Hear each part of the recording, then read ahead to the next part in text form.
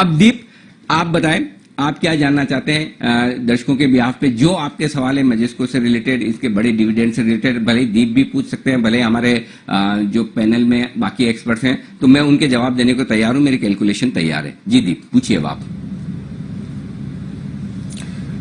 अनिल जी, सबसे बड़ा सवाल लोगों का यही बन रहा है, एग्जिस्टिंग शेयर होल्डर्स तो ठीक है, अगर मुझे इस डिविडेंड का फायदा उठाना है तो क्या आज मैं इस शेयर को खरीदूं कि नहीं, क्योंकि एक्स डेट को जब ये डिविडेंड के लिए एडजस्ट होगा तो फिर वैल्यू क्या बचेगी इसकी?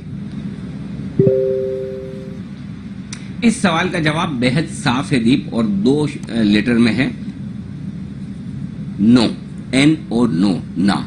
अभी आपको अब फ्रेश खरीदारी नहीं करनी है। 974 रुपए का डिविडेंड है, अब आपके लिए फ्रेश खरीदारी करने का कोई केस नहीं बनता, इसमें कोई डाउट नहीं है। तो फ्रेश खरीदारी करनी ही नहीं चाहिए। अब मैं जिसको मैं यहां पर आप फ्रेश खरीदारी नहीं करेंगे, बहुत क्लियर। ओके सर, एक थियोरेटिकल क्वेश्चन है सर, आई डोंट नो ये कितना वैलिड होगा। अगर मानिए 25 दिसंबर रिकॉर्ड डेट है, तो मतलब 23 दिसंबर एक्स डेट मान लेते हैं, वैसे भी उसके बाद तो छुट्टी आ जाएगी 25 तारीख की। 23 दिसंबर से पहले अगर 22 दिसंबर की क्लोजिंग मान लीजिए 974 के नीचे होती है, तो क्या एडजस्टमेंट के बाद कैसे वैल्यू निकालेंगे? नेगेटिव तो नहीं हो सकता शेयर प्राइस सर? हो सकता है, ऐसे नेगेटिव वैसे नहीं होता प्रैक्टिकली, लेकिन डिविडेंड का एडजस्टमेंट होने के बाद एक बार मैंने अपनी लाइफ में देखा है कि एक बार ऐसा हुआ है, एक केस ऐसा जहां पर हुआ ये कि अगर आपने शेयर बेचे हैं तब भी आपको पैसे देने पड़ गए, क्योंकि आप कम डिविडेंड अगर बेच रहे हैं और पहले एक्स डिविडेंड होने के बाद आपकी सेल में से डिविडेंड कट जाया करता था, तो वैसा केस हुआ है। तो अब इसमें देखना होगा कि अगर 972 के नीचे है तो एक्सचेंजेस किस तरह का एडजस्टमेंट करते हैं, ये संभावना बन सकती है। तो दीप बिल्कुल अभी तक जैसे कच्चे तेल में नेगेटिव रेट्स नहीं आती थी, जैसे शेयर्स में नेगेटिव रेट्स नहीं आती है, अगर ये होगा तो स्क्रीन पर नेगेटिव रेट देखने का अपना पहला केस होगा कि जिस दिन एक्स डिविडेंड हुआ 974 रुपए डिविडेंड निकल गए, उसके बाद शेयर की वैल्यू क्या। तो आपका सवाल एकदम जायज है कि हाँ ऐसा हो सकता है कि आप शेयर बेचे भी और ऊपर से पैसे भी दें। बिल्कुल। और अनिल जी, मैनेजमेंट वैसे बात तो कर रही थी कि रियल एस्टेट कुछ बचता है वो भी ये बेचेंगे, तो क्या फ्यूचर में अब ये कंपनी डीलिस्ट होने वाली है या फिर बंद होगी, कैसे समझे? वैसे तो मैनेजमेंट ने थोड़ी क्लैरिटी दी, पूरा नहीं समझ पाए, बट जो एग्जिस्टिंग निवेशक भी हैं जिन्हें डिविडेंड मिल जाएगा, लोअर प्राइसेस पे लिया होगा, उसके बाद क्या ये शेयर होल्ड करें या नहीं? देखिए दीप, दोनों में फर्क है। कंपनी डीलिस्ट होने में और कंपनी बंद होने में फर्क है। जो कंपनियां डीलिस्ट होती है वो बंद हो जरूरी नहीं है, राइट? सपोज वेदांता डीलिस्टिंग करवाना चाहती है, इसका मतलब ये नहीं कि वेदांता बंद हो रही है। डीलिस्टिंग में और बंद होने में, वाइंड अप में बड़ा फर्क है। तो ये कंपनी डीलिस्ट करवाने की मूड में नहीं है, ये वाइंड अप करने के मूड में। क्यों? क्योंकि इन्होंने एक बिजनेस बनाया, उस बिजनेस की वैल्यू बनाई, वैल्यू बनाकर बेच दी। अब वो पूरा, अच्छा, मैनेजमेंट ने साफ मुझे कह दिया कि अब ऐसा कोई बिजनेस बचा नहीं इस कंपनी में, और जो कुछ कैश बचा है वो 103 करोड़ है। रियल एस्टेट इनकी नवी मुंबई में है, थोड़ी सी 1,20,000 स्क्वायर फीट, 7 माले की एक बिल्डिंग है, तो वो 50-100 करोड़ की बिल्डिंग होगी, इससे ज्यादा की नहीं होगी। ये मेरा रफ अंदाजा है, मैं अंदाज से बोल रहा हूं, मुझे नहीं पता। तो 100-150 करोड़ की वैल्यू बची है कंपनी में। अब वो भी बेचेंगे 50 करोड़ के, उसमें भी टैक्स वैक्स आएगा। तो बेसिकली जितना कैश है, जितना पैसा है, मैनेजमेंट अभी आपको पूरा दे रहा है। अब 100-150 करोड़ का आपका बचा है, तो उसके लिए आपको इंतजार करने की जरूरत नहीं है। तो मेरे ख्याल से अब कंपनी में और कोई बिजनेस बचा नहीं, कोई वैल्यू बची नहीं है। अब मुझे देखना यह कि फरीद गजानी साहब नेक्स्ट क्या करते हैं, या कंपनी के प्रोमोटर्स हैं वो कौन से नए बिजनेस या कौन सी नई कंपनी में और इन्वेस्टर्स के लिए वैल्यू बनाते हैं, वो इंटरेस्टिंग होगा दीप। अच्छा, एक और चीज जो शायद अगला, चलिए पहले आप अपना अगला सवाल पूछ लें ताकि फिर मैं उसके बाद बताऊं। जी नहीं अनिल जी, यही मेन सवाल तो यही थे सर। आप बताएं सर, जो ऑब्जर्वेशन निकल कर आ रही है। अच्छा, एक पहले कुणाल जी पे जाते हैं। कुणाल जी पूछिए सवाल। जी अनिल जी, देखिए मेरा एक सवाल था। अनिल जी, आप तो चार्टर्ड अकाउंटेंट हैं, टैक्स को भी बहुत बढ़िया तरह से समझते हैं।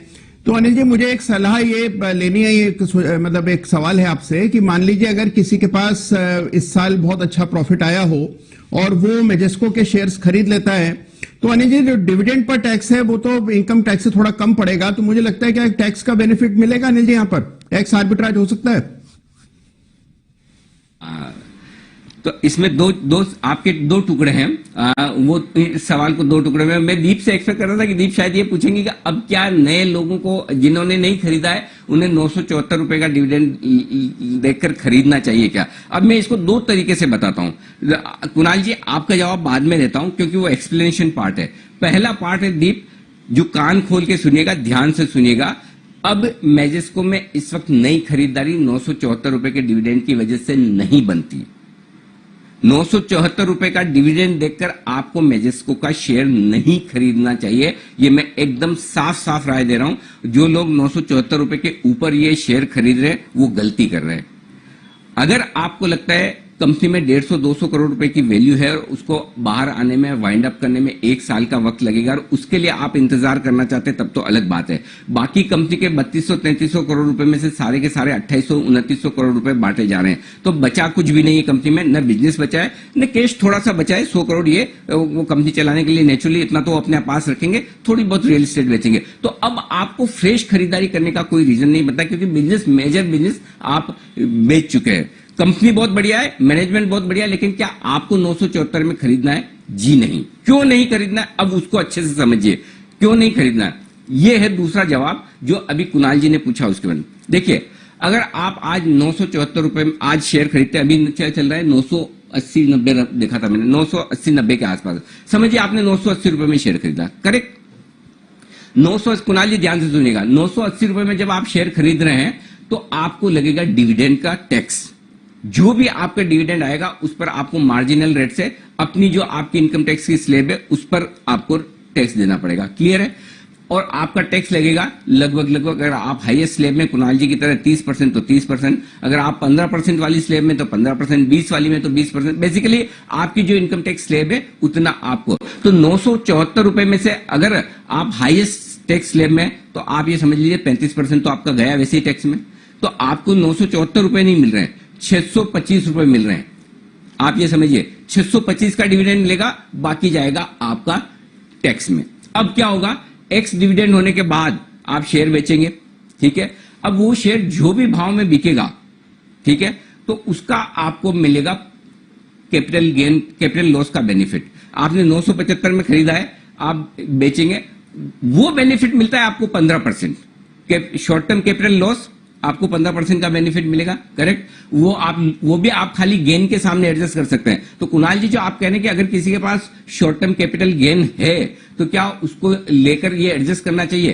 कर तो लेंगे आप, यहां आप 15% बचा लेंगे शॉर्ट टर्म कैपिटल गेन का, लेकिन आपको वहां 35% डिविडेंड का देना पड़ रहा है। तो नेट नेट आपको 20% का नुकसान है, नेट नेट 20% का नुकसान है। इसलिए प्लीज इस वक्त आपको मैजेस्को का शेयर नहीं खरीदना है। चाहे तो आप अपने फाइनेंशियल एडवाइजर के साथ बैठे, आप अपने सीए के साथ बैठे, कैलकुलेशन समझें। ऐसा मत समझिए कि 974, क्योंकि देखिए कंपनी पूरा बिजनेस बेच रही है, वाइंड अप करने जा रही है, ऐसे में आपको डिविडेंड का टैक्स देना पड़ेगा। शॉर्ट टर्म कैपिटल गेन अगर आपके पास है तब भी आपको लॉस आएगा, वो सिर्फ 15% का बेनिफिट है। और जिनके पास शॉर्ट टर्म कैपिटल गेन नहीं है उनके लिए तो बड़ा ही बेवकूफी वाला काम है। जब आगे चल के गेन होगा तो ही आप उसके सामने एडजस्ट कर पाएंगे। तो ये बहुत ही मतलब गलत डिसीजन होगा अगर आप डिविडेंड की वजह से अभी खरीदना चाहते हैं। प्लीज मैं उल्टा आपको एक बहुत साफ, क्लियर कट, एकदम स्ट्रेट फॉरवर्ड राय दे रहा हूं। अगर आपके पास मैजेस्को का शेयर है तो आपको अभी बेच देना चाहिए, प्रॉफिट बुक कर लेना चाहिए। ये मेरी राय है। एक्स डिविडेंड होने के बाद नीचे आए तब फिर से खरीदे। जी कुणाल जी।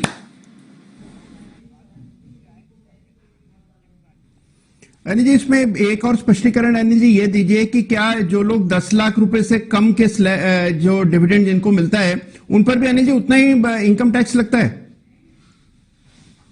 मेरी समझ अनिल जी ये थी 10 लाख रुपए से कम अगर डिविडेंड आपको मिल रहा है तो शायद उस पे डिविडेंड पे छूट है कुछ, मैं इसीलिए पूछ रहा था। नहीं, ये छूट जहां तक मेरा ख्याल है कुणाल जी, ये छूट पिछले साल से निकल गई थी।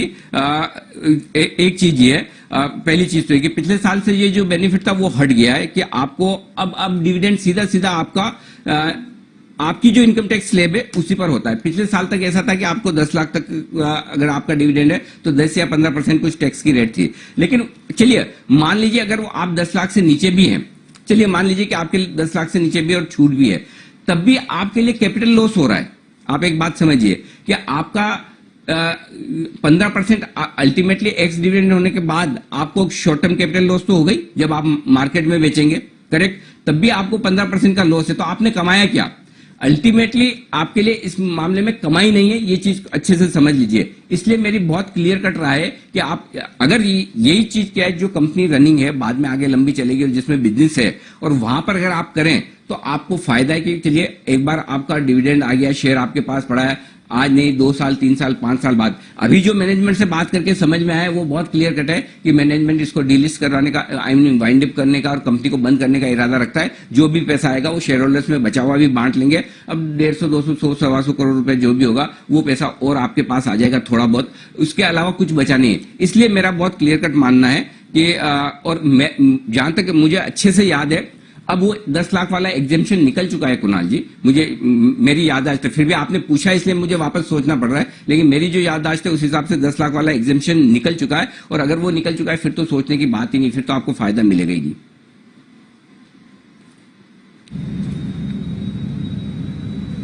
एक आपत्ति है अनिल जी। जी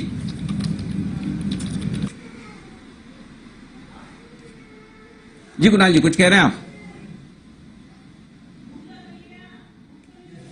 अनिल जी एक आपत्ति है बस कि अनिल जी आपने अज्यूम कर लिया कि मैं 30% इनकम टैक्स स्लैब में हूं अनिल जी, तो एक अनिल जी 39% का भी स्लैब है सुपर रिच वाला अनिल जी। ओहो, मैं माफी चाहता हूं क्योंकि एक और उसके ऊपर वो सुपर रिच वाला जो जिसमें इफेक्टिव कॉस्ट आती है 45% के आसपास, जिसमें 37% सरचार्ज लगता है। मैं उम्मीद करता हूं आप और हमारे पैनल पे जितने एक्सपर्ट हैं सब उसी रेंज में पहुंचे।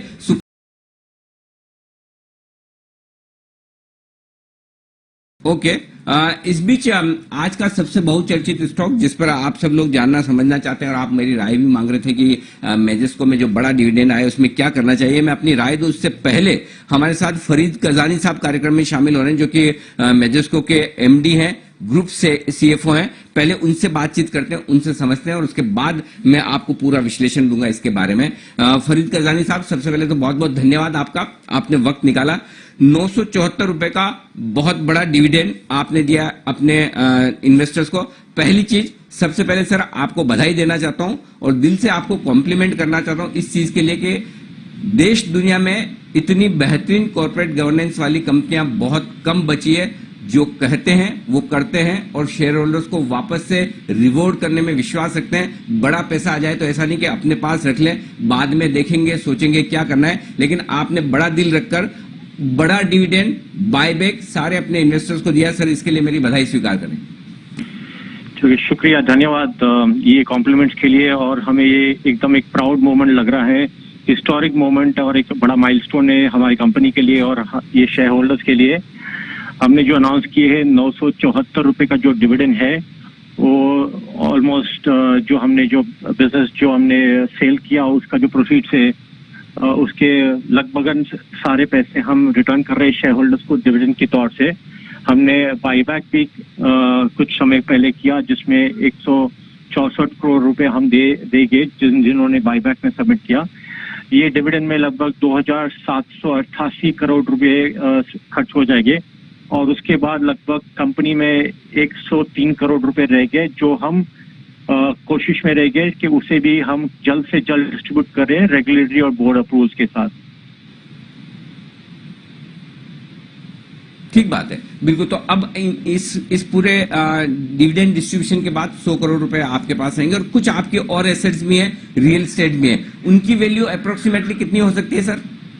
जी हाँ, रियल एस्टेट है, उनकी वैल्यू भी काफी अच्छी है, लेकिन इस मौके पर इस दौरान में जहाँ पे real estate market conditions favourable नहीं है उसे सेल करने के लिए थोड़ा समय लगेगा। हमें लगता है कि हम उसमें धीरज रखें और फिर सही समय पे हम उसका मोनेटाइजेशन करें। अगर हमने वो किया तो मेरे ख्याल से अच्छा पैसा मिल सकता है। अभी कुछ एस्टिमेट देना बराबर नहीं होगा, लेकिन मेरे ख्याल से share holders will get a good return. नहीं, इसमें कोई डाउट ही नहीं सर। आपके शेयर होल्डर्स बिल्कुल पेशेंस रखने के लिए जाने माने भी जाते हैं और जिन्होंने पेशेंस रखा है उसको आपकी कंपनी ने रिवॉर्ड भी किया है। मेजेस्को की जो सब्सिडरी अमेरिका में थी, जहां पर आपने बड़ी स्टेक बेची और वहां से ये बड़ा पैसा आया और अब रिटर्न कर रहे हैं। एक तो इतने बड़े देश अमेरिका में जाकर आप अपनी छाप बनाए, इतनी बढ़िया कंपनी बनाए, उसको इतने बेहतरीन वैल्यूएशन पर बेचें और वो पैसा हिंदुस्तान के शेयर होल्डर्स को वापस आप रिवॉर्ड करके दें, वो अपने आप में एक बड़ी बात है सर। अच्छा सर, अब मैं ये जानना चाहता हूँ, ये जो बड़ा बिजनेस आपने अमेरिका में बेच दिया है, इसके बाद मेजेस्को में क्या कारोबार बचता है, कितना कारोबार बचता है? अब बचे हुए कारोबार से आपका कितना रेवेन्यू सालाना आ सकता है, इसका अंदाजा दें। क्या मैक्सिमम बिजनेस ये मेजेस्को की जो सब्सिडरी अमेरिका वाली है उसमें से बिक चुका है सर अब? पहले तो मैं बताऊं, ये जो बिजनेस जो थी ये मैस्टेक कंपनी से इंक्यूबेट होके 5 साल पहले हमने उसको डीमर्ज करवाया। ये एक विजन था मैस्टेक फाउंडर्स के लिए कि एक प्रोडक्ट कंपनी क्रिएट करे, और ये 5 साल की जर्नी में हमने एक ऐसी कंपनी क्रिएट की है जहाँ पे अमेरिका में हमने लीडिंग पोजीशन लेके एक अच्छा वैल्यू क्रिएट किया कस्टमर्स के लिए। वो पूरा बिजनेस जो है हमने एक लॉक स्टॉक में सेल कर दिया है प्राइवेट इक्विटी को। अब हमारे पास ये बिजनेस नहीं है, तो हालांकि मेजेस्को में कोई बिजनेस नहीं रहता है, सिर्फ पैसे रहते हैं और रियल एस्टेट, जिसे आप जो मैंने आपको समझाया। लेकिन जो बिजनेस हमने बनाई, बढ़ाई और अच्छे भाव में जो हमने उसके सेल किए, ये एक अपने आप में एकदम हिस्टोरिक रहता है इंडियन आईटी इंडस्ट्री के लिए। This is the first enterprise software company जो इंडिया से लेके हमने एक वैल्यू क्रिएट किया और एक अमेरिकन मार्केट में हमने उसको सक्सेसफुल करके बेचा है। एब्सोल्युटली, अनडाउटेडली सर, उसमें तो कोई डाउट ही नहीं है। लेकिन अब मैं ये समझना चाहता हूँ कि क्या फिर इसका मतलब ये कि जो बची खुची आपके एसेट्स हैं रियल एस्टेट्स को लेकर, और जो भी पैसे अभी 100 करोड़ 103 करोड़ बचेंगे, वो अल्टीमेटली आप मोनेटाइज करके फिर शेयर होल्डर्स को वापस दे देंगे और कंपनी वाइंड अप करेंगे? क्या यही होगा आगे चल के सर?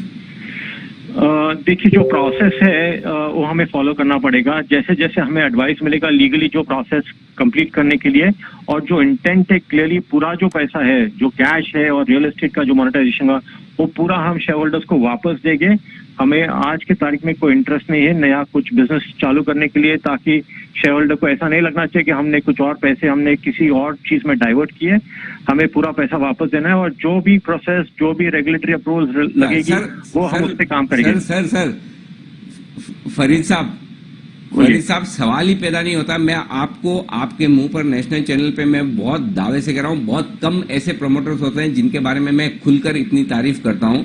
आपके बारे में कोई शक करे, इसकी संभावना दूर दूर तक नहीं। इतनी कॉर्पोरेट गवर्नेंस वाली कंपनियां ही मिलना बहुत मुश्किल है। मैंने कई कंपनियां अपने 28 साल के करियर में देखी है सर। पैसा आता है, बिजनेस बेचते हैं, दबाकर बैठ जाते हैं, देने की नियत नहीं है। आपका जो ये दिल है और आपका जो मैनेजमेंट की गवर्नेंस के जो आपके स्टैंडर्ड्स है, वो मैं कहता हूं हिंदुस्तान में सारी कंपनियों को फॉलो करना चाहिए। तो आप बिल्कुल निश्चिंत रहें, आपके शेयर होल्डर्स जानते हैं कि आपने उनके लिए क्या वैल्यू बनाई और किस तरह के बिजनेस बनाकर आपने बेचे हैं। तो अब मेजेस्को के बारे में तो आपने मुझे बता दिया सर। अब आप इतनी बढ़िया कंपनियां बनाने के लिए जाने जाते हैं, इतने बढ़िया बिजनेसेस बनाने के लिए जाने चाहते हैं, तो फिर मैं ये जानना चाहता हूं आपका नेक्स्ट स्टेप क्या है सर? आप क्या करेंगे? क्योंकि हम चाहते हैं कि आप रिटायर्ड ना हो, न टायर्ड हो, न रिटायर्ड हो। सर, ये अगेन फिर से धन्यवाद और शुक्रिया एक कंपनी के बारे में और मेरे फाउंडर्स के बारे में आपने जो इतना कॉम्प्लीमेंट दिया है। ये एक आपकी तरफ से जो आपने खुलकर बताया, ये बहुत कम लोग बताते हैं। और जो मेरे बारे में है, आपको मेरे ख्याल से नेक्स्ट ईयर सुनने को आएगा। इस मोमेंट पे मैं खाली ये जो ऑब्जेक्टिव है ये सफल करने में महसूस हूँ। या बिल्कुल सर, बहुत बहुत शुक्रिया फरीद साहब, आपने वक्त निकाला सही वक्त पर। एक्चुअली आपने पिछली बार भी मुझे याद है जब आपने ये बड़ी सेल की थी इस कंपनी की, तुरंत हमने आपसे अनुरोध किया, आपने हमारी बात मानी, दर्शकों को बताया कि आप क्या करने वाले, और उसी दिन आपने साफ कह दिया था कि हम ये पूरा का पूरा पैसा दर्शकों को, हमारे शेयर होल्डर्स को रिटर्न करेंगे। और आप पूरे जबान के पक्के हैं, आप और आपका मैनेजमेंट, प्रमोटर्स, उन्होंने तुरंत बिना समय गंवाए ये पूरा किया। अब आखिरी सवाल सर मैं आपको जाने दूं उससे पहले, चूंकि आप डिविडेंड के तौर पर पैसे दे रहे हैं 974 करोड़ रुपए प्रति शेयर, जाहिर सी बात है कि बड़ा टैक्स आएगा जो भी इन्वेस्टर्स हैं जो अब डिविडेंड ले रहे हैं, क्योंकि अब वो पहले वाली बात तो रही नहीं कि डिविडेंड टैक्स फ्री है। तो क्या कोई और बेहतर विकल्प हो सकता था जिसमें टैक्स बच जाता है? मसलन कि बायबैक बड़ी प्राइस पर करके खत्म करते हैं या डीलिस्टिंग ऑफर लाकर खत्म कर देते हैं। क्या बेहतर एक कोई ऑप्शन हो सकता था सर जिसमें कि लोगों को टैक्स ना लगे? हो सकता था डेफिनेटली, लेकिन जिस स्पीड की तरह से जिस 4 महीने में हमने पैसे डिस्ट्रीब्यूट करने की जो ठान ली थी, वो और किसी रूट से नहीं हो सकता था। मेरे ख्याल से there were various other methods and ways to do it, but उसमें 1-1.5 साल लग जाता जिसमें टैक्स कम पड़ता था। अगर आपने पैसा कमाया तो आपको टैक्स भरना चाहिए। मेरे ख्याल से हमने जो वेरियस ऑप्शंस दिए पब्लिक को टैक्स फ्री शेयर बायबैक में पैसा 845 लेने के लिए मार्केट में लोग बेच सकते हैं अगर उनको कैपिटल गेन्स कम पड़ता है, क्योंकि जो लेने वाले खरीदने वाले जो लोग हैं उनको डिविडेंड शायद कम टैक्स रखता होगा, जो जिनको एग्जेम्पशन है डिविडेंड पे वो खरीद रहे। तो मेरे ख्याल से हर एक शेयर होल्डर के टैक्स के हिसाब से सभी को 3 डिफरेंट ऑप्शंस हमने दिए और मेरे ख्याल से सभी share holders are looking at optimising that tax in their own way. Company ने ये 3 ऑप्शन देके बहुत अच्छा किया ताकि लोग डिसाइड कर सके उनको क्या बेस्ट सूट होता है। मेरे ख्याल से और कोई तरीका होता तो काफी समय लग जाता था। तो मेरे ख्याल से उसके बदले में ये ईयर एंड का गिफ्ट देने में हमें बहुत ज्यादा खुशी हो रही है। बिल्कुल ठीक बात है। तो ये है आपके लिए पूरा तरीका। और सर एक छोटा सा सवाल और रह गया मेरे दिमाग में। वैसे आपने कहा है कि रियल एस्टेट कारोबार हम सही वक्त पर बेचेंगे, फिर भी अंदाज दे सकते हैं कितना समय लगेगा? साल, 2 साल, 6-12 महीने, कुछ अंदाज आपका? क्योंकि आप वैसे है ना, आप जो डेडलाइन देते हैं, जो टाइमलाइन रखकर चलते हैं, उससे पहले ही काम पूरा करते हैं। तो कुछ आपने इंटरनली सोचा है कि सब कुछ ठीक रहा, मार्केट थोड़ा रिकवर हो गया, रियल एस्टेट का हो भी रहा है, तो कब तक ये काम कंप्लीट करेंगे सर? हमारी कोशिश तो रहेगी जल्द से जल्द करने के लिए। मेरे ख्याल से मार्केट कंडीशंस इंप्रूव होगी तो I think between 9 to 12 months के अंदर हम कर पाएंगे। And the good part is we will keep you updated at every step that we take, ताकि आपको पता पड़ेगा कितना टाइम लग रहा है। ओके, बहुत बहुत धन्यवाद फरीद साहब हमारे लिए वक्त निकालने के लिए। पूरे विस्तार से अपनी कंपनी के इस बड़े डिविडेंड, बायबैक और आगे की डीलिस्टिंग की बात एक तरह से कह सकते हैं, उनकी योजनाओं पर विस्तार से साफ राय दर्शकों को और अपने निवेशकों को बताने के लिए। तो ये थे फरीद कजानी साहब, एमडी और ग्रुप CFO मजेस्को के।